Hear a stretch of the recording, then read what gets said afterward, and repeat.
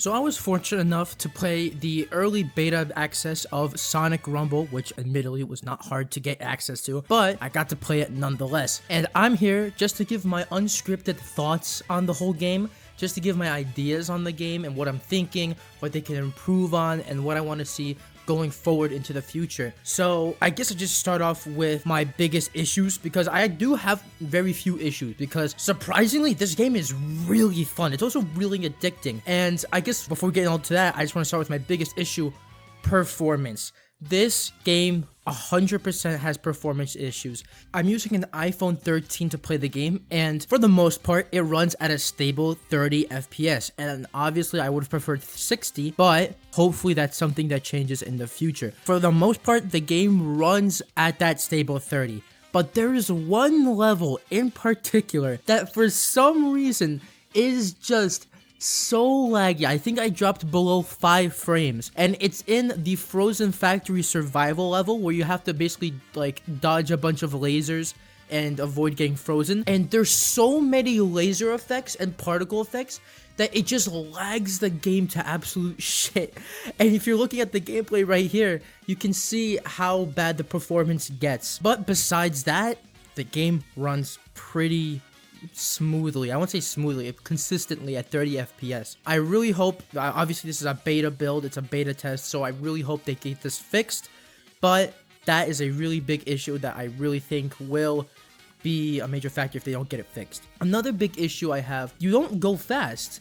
And I get that's like intentional, but like especially for a Sonic game, there's no really any way to increase your speed. But I will get into that, why I don't really have that as a big issue.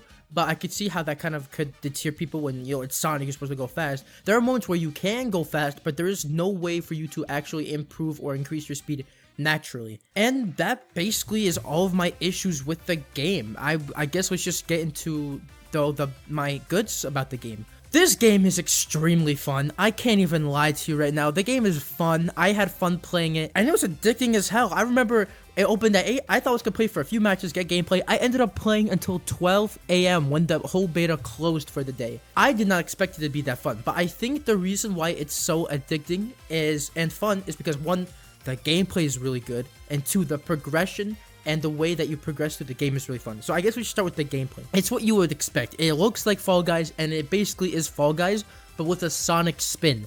So basically, you run through these different levels, and you have these different types of like game modes. Like you have team modes, you have ring survival, you have regular survival, and you have the regular run courses. Now, the run courses are my favorite because those are like the most Sonic level. You basically get from one end to the, it's a big race. You just get from one end of the track to the other. Some levels are really fun. My personal favorite has to be probably Seaside Hill, just because of the flow. Also, Green Hill is a really good contender. I will say though, Starlight Carnival definitely makes you stop and go a lot, which is not my personal favorite, but also that could just be a skill issue. But I did not have a lot of fun with the Starlight Carnival one.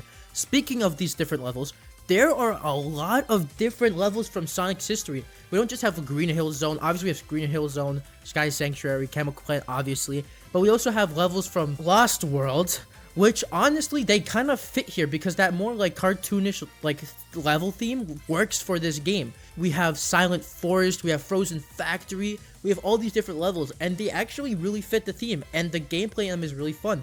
We also have levels from Colors, like Starlight Carnival, and we also have Seaside Hill from Heroes. And I'm gonna get to why I love these remixes so much later, but you have different game modes in these levels, and again, like I said, the run course is my favorite, but you also have Ring Survival, which is basically you just have to get the most amount of rings, and whoever has the most amount of rings wins. But a lot of them are really good. Some of them are just like courses where you have to like, you run up a mountain to get to the top, and you have to like keep getting rings. Some of them is like there's a boss fight where you have to hit the boss to get rings. So there's variety in the levels, which I really appreciate. Then you also have the survival levels, which are basically, it's what it sounds like. You have to survive something. Like you have the Death Egg robot, where you have to basically avoid the Death Egg, and it's the same premise. You have to survive dying, right? And as far as I've played, there's only 2 of them, but they're pretty fun. And the last one, and it's probably my least favorite, are the team games, because man, if you have a bad team, then you're just gonna lose, because in order to win, you all of your teammates need to win. It's not like, oh, a few players here. Your whole team has to win in order for you to qualify. So if you're like carrying and all your other team is just dragging behind, you're gonna lose. It doesn't matter how good you are. It doesn't matter if you carry the boat. You're gonna lose. So that I feel like is, I mean, that just goes for game, like team game. It's the same with Fall Guys. It's the same with any other party mode, I guess. And I think if I remember, that's all of the game modes in the game. The level selection is pretty good. The game mode variety is really good. And the variety within those varieties are really good. I feel like they did a really good job of making each level and like game mode feel unique, even within their own subsections, which I feel like is really important when like making a game. It feels like everything is different, and I love that. And once you play the game, you get rings and you get XP to get points, right? And those points help you level up the battle pass. Now in this demo, the battle pass is free, right? And even to get premium, it's very easy.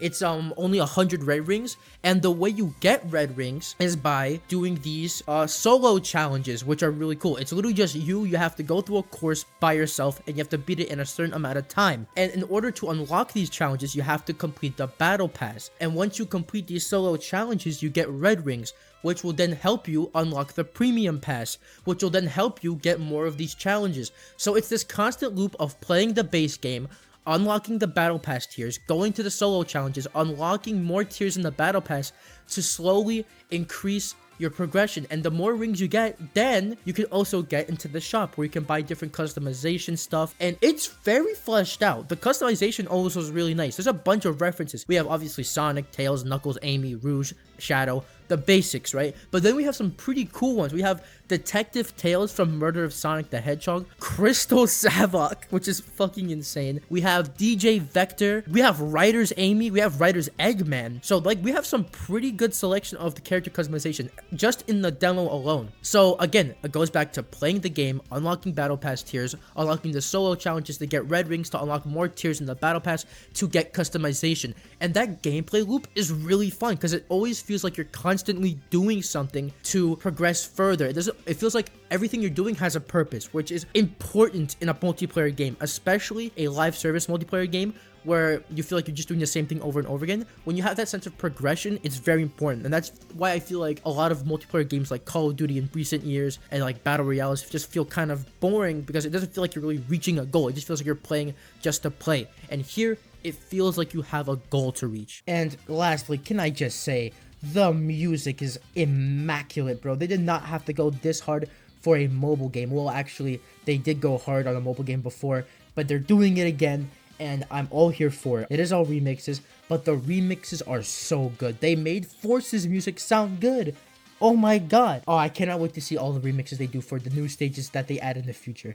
And yeah, I mean, that's basically it. That's all I have to say about the game. Besides the performance issues, like I said before, and the fact that you really can't increase your speed naturally and just at that one set speed until you hit a boost ramp or something. The game is really fun. From what I've played, it is extremely fun. I'm really impressed with what I played, and I cannot wait to see how they take our feedback and improve the game. I do think they're gonna improve the frame rate, at least the stability. Even if they don't improve the frame rate to like 60, at least I think they'll improve the stability, because that's crazy. There are a little bit of bugs here and there, like sometimes we'll get caught in collision and won't be able to move, but those are very easy fixes. They could just like move the mesh or something. But that's really it. I had a really fun time playing the game, and I can't wait for y'all to get a hold on it, because I know a lot of people weren't able to play it because they weren't in the US or just didn't get a code. Man, I really wish this came out sooner, but winter is too far, man. Winter's too far. I really have, man. See, when you want more, when you want to play more of the game, that's a good sign. So I'm already off to a very good first impression. But yeah, that's basically all I have to say for today. I hope you all enjoyed the video. Make sure to like, subscribe, turn on notifications, and comment down below if you got to play the game. What do you think about the game if you got a chance to play it? And if people who didn't get to play it, what do you think from looking at gameplay? Because it's very weird, because people who haven't played the game are not giving are not excited for it, but people who have played it are really giving it high praise, which I think in this situation it's a really situation of you have to play it to get it. And once you get your first hands, It's really good. Like, I remember, like, first few seconds playing the game, I understood it really well. It's like, holy shit, this is really fun. But yeah, that's basically all I have to say. Again, I just want to remind y'all that if you saw me a few like 2 days ago, I posted the announcement that I'm making an AMV contest.